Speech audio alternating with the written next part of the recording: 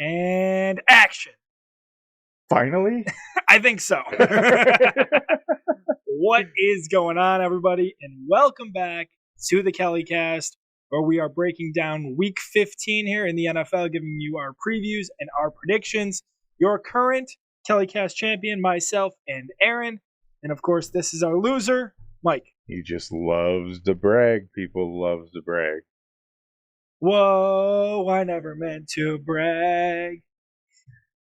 Bullshit. But I got him where I want him now. Shout out to Paramore. But Mike, today we are here to talk about an NFC South matchup between the Atlanta Falcons and the Carolina Panthers. Now, since this is probably going to be a boring game, there is a little bit of intrigue. I want to first get your thoughts on Cam Newton, former starting quarterback in Carolina. Do you know what I'm going to ask you about?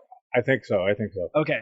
So he came out and said, I believe it was Purdy. Mm-hmm. Who were the other quarterbacks he mentioned? Dak. Dak was one. There was like another three, and I can't recall. And he said they were all game managers. And he said, and then he came out with a tweet that said, I don't understand why people listen to guys talk about sports all day, but me, a former MVP, I talk and nobody cares. It's not that nobody cares. It's that what comes out of your mouth sometimes is nonsense and just attention grabbing because nobody pays attention to you for stretches at times. I mean, I think calling some of these guys a game manager is accurate, and calling some of them a game manager is just dishonest. You know, maybe Purdy's a game manager, but guess what, Cam? He is playing very well, right? He's still a young player here in this league. He's got time to develop, and he's on a team that schemes people open. That is the scheme. So GR had this discussion earlier today. I was listening to it, and actually on my way to work. So what is your definition of a game manager? Is that somebody who's just stays in the pocket most of the time, or? A game manager, to me, how I would define it, is somebody who you can't trust when you need a score at the end of the game. It's not somebody who has ice in their veins like Kobe Bryant. It's more of like, he might do it, he might not do it, right? It's kind of like a 50-50 to me. That's how I feel about it. I know different people have different definitions of how it works, but that's what it is to me. You can't win the game by yourself.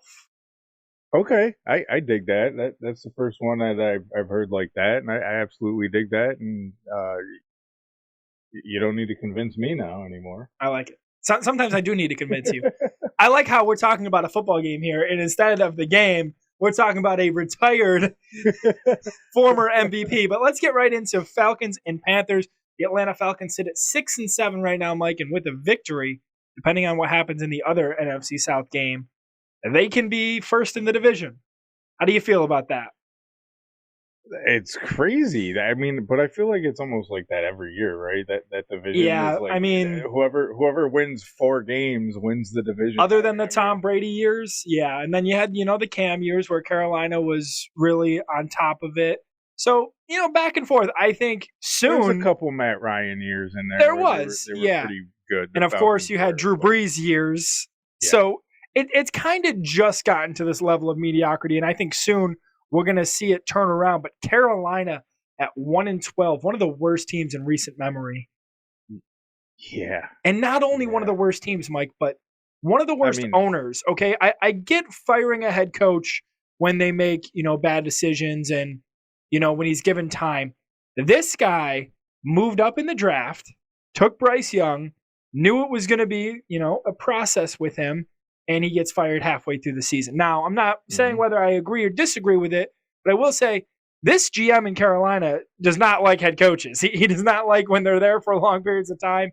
He wants somebody more proven. I've read that he wants like a Belichick, which would be very interesting because we know the news about Belichick now, that he's probably not going to be in New England after the year. Yeah, can he take one terrible team and then turn it around? See, my thoughts on the whole Belichick situation is, what is the point in muddying your legacy? You're not Tom Brady. Tom Brady moved on, and won another Super Bowl. I don't see Belichick doing that. Won one and then gambled on another year, a second year, and crapped out. But, then he decided, okay, yeah, now right, it's time. I'm done. So, yeah, I can dig that one too. Okay, leave with honor, Exactly. I think that's an important thing, especially after the career he's had. Tumultuous at best is how I would describe it. But the Falcons last week had a receiver, Mike, Drake London's never been like top of the league in my eyes. Last week, 10 receptions, 172 yards, and they lost to the Buccaneers. And I was disappointed. They just can't get out of their own way this year. I don't know. I don't have much analysis on them other than they suck.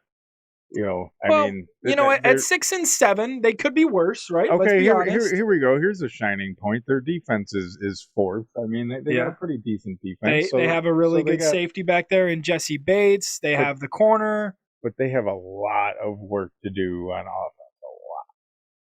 Well, I mean, let's look at their third down efficiency last week. 5 of 13 on third down. Looks like they only committed 2 penalties, and 1 turnover was really the deciding factor in this game. Tampa Bay kept the ball, safe, and Atlanta had that 1 turnover. Meanwhile, Carolina just got their taints handed to them by the New Orleans Saints in a blowout. And I don't see the Panthers winning another game this season. And I'm going to go on record to say that. I'm going to select the away team in this matchup, the Atlanta Falcons. I have to go with you on this one, and it seems like we do that a lot. We go different on the first one, and then the next couple we agree on, and just I can't pick the Carolina Panthers for the rest of the year. Sorry. Okay. It's interesting. I don't know their schedule, so even saying that worries me a little bit. But let's get the other KellyCast crew predictions. First, we have Aaron, and it looks like Aaron went with the Atlanta Falcons. And Kevin went with the Falcons as well. So make that 4.